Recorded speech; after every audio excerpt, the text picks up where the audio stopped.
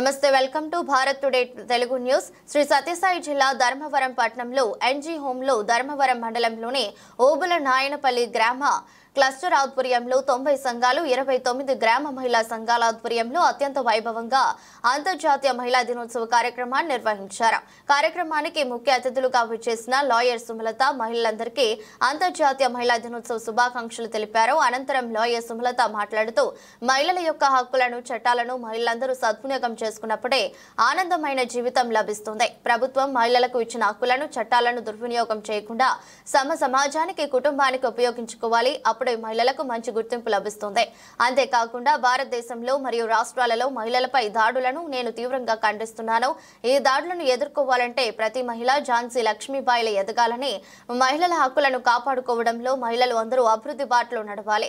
RDT సంస్థ చేస్తున్న సేవా కార్యక్రమాలు, పేదల పాలిట ఆర్డిటి సంస్థ చేస్తున్నటువంటి సహాయ సహకారాలను మహిళలు అందరూ సద్వినియోగం చేసుకోవాలని తెలిపారు। రోజు సమాజంలో సగటున గణాంకాల లెక్కల ప్రకారము రోజుకు 86 మంది ఆడవాళ్ళ మీద అత్యాచారాలు జరుగుతున్నట్టుగా మన గణాంకాలు లెక్కలు చెప్తున్నాయి।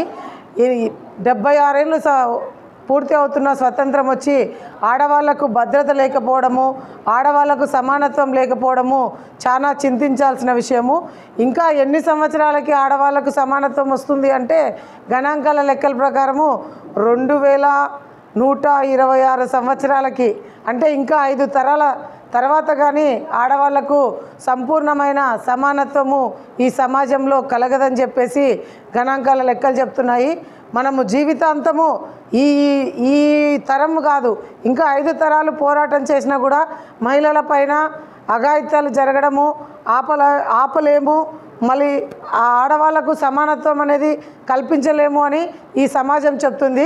ఇలాంటి సమాజంలో మార్పు తీసుకురావాలంటే ఆడవాళ్ళందరూ విద్యావంతులై చట్టాల పట్ల అవగాహన నేర్చుకొని వాళ్ళకు వచ్చినటువంటి సమస్యల్ని ప్రతి ఒక్కరూ ఒకరికొకరు సహాయం చేసుకుంటూ వాళ్ళ సమస్యల్ని పరిష్కారం చేసుకుంటూ ధైర్యంగా, మనోధైర్యంతో, శారీరక బలంతో తెలివిగా ప్రవర్తిస్తూ ఈ సమాజాన్ని ఎదుర్కొంటూ ఈ సమాజంలో మార్పు తీసుకురావడానికి ఆడవాళ్ళే ముఖ్యంగా ముందడుగేస్తూ మన కుటుంబాల నుంచే, మన పిల్లల నుంచే మార్పును, మన భర్తల నుంచి, మన పిల్లల నుంచి మార్పును తీసుకురావడం మొదలు పెడితే మనం గణాంకాల లెక్కలు పక్కన పెట్టి తొందరగా సమాజంలో మార్పు తీసుకురావచ్చని నా ఉద్దేశము।